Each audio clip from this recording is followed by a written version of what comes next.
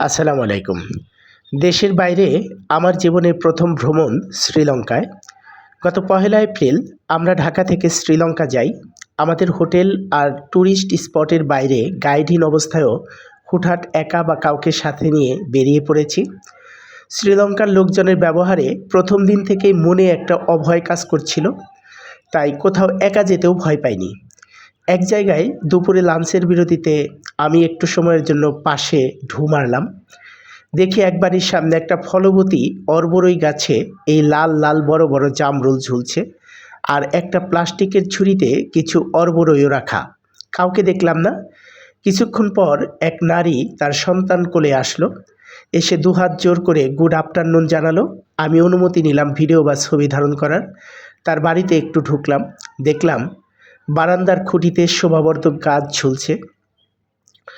এগুলোর বেশিরভাগই আমার পূর্ব পরিচিত, বেগুনিয়া, ক্যালাথিয়া, এগুলো নিমার মতো শোভাবর্ধক গাছ। এগুলো দামি ও সেন্সিটিভ গাছ। তার বাড়িতে দুটো চারিতে শাপলা লাগানো দেখলাম। আসলে শ্রীলঙ্কার অনেক বাড়িতেই শাপলা লাগানো দেখেছি। শুধু বাড়ি নয়, হোটেলেও চৌবাচ্চা ও চারিতে অনেক শাপলা লাগানো দেখেছি।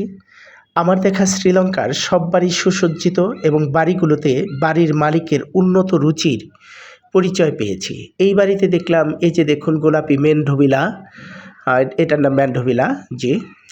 তারপরে আরও অনেক গাছ দেখতে পেলাম। এই ম্যান্ডোভিলা গাছটা মোটামুটি